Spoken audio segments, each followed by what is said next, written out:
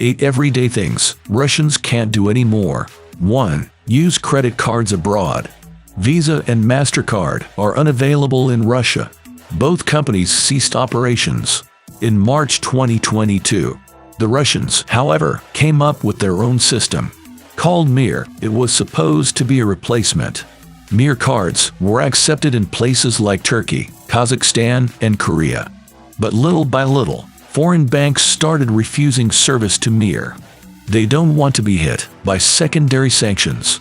Mir is still used in a few places, like Belarus and Cuba. 2. Use foreign currency freely. Without payment cards, Russians rely on cash.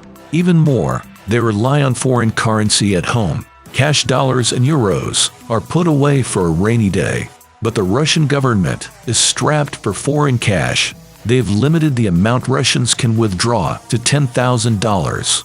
Anything above that sum can only be issued in rubles. 3. Travel. Most European countries stopped issuing visas to Russians. Air travel to and from Russia is also limited. There's no way to fly to the US, Canada, or the UK. Even Russia's neighbors have introduced restrictions. Norway, which is not an EU member, stopped issuing visas. Moldova frequently refuses entry at the border. Cyprus stopped issuing visas to Russians on request. Now Russians travel almost exclusively to Asia. 4. Eat a Big Mac, drink a Coke, and more. Between 1990 and 2022, McDonald's Russia expanded. Before the war, there were 800 locations across Russia. McDonald's closed down all of them on March 8th. In May, the company sold all of its restaurants. Coca-Cola is another company that exited the Russian market. It was one of the largest in the world until 2022. Yet another American company that left Russia is Starbucks. There were 130 locations. All have been sold off and rebranded as Stars by local businessmen.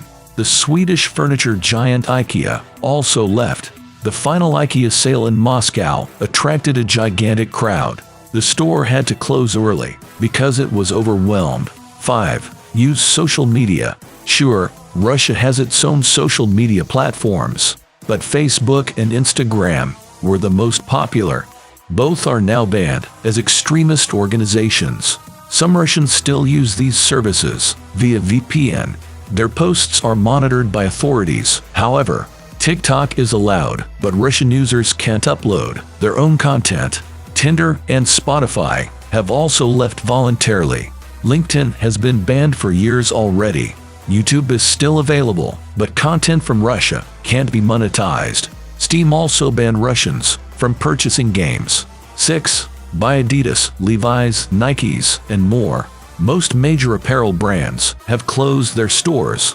Among them are Balenciaga, Tommy Hilfiger, Gucci, Prada, and H&M. This has resulted in a shopping mall crisis. Many malls can't afford to stay open now. It's unviable to run them with only a handful of shops open. 7. Watch Hollywood movies. All major distributors have cut ties with Russia. Yet American movies were the lifeblood of Russia's box office. Plenty of theaters have chosen to close. Others come up with creative ways to pirate content. New movies are not advertised but shown as part of a lecture. Other theaters change the movie's name subtly. 8. Read Stephen King and other bestsellers. Stephen King was the top-selling author in Russia, but he voiced his support for Ukraine early on. King refused to allow his book rights to Russian publishers. His example was followed by Neil Gaiman, Holly Black, Stephen Fry, and others.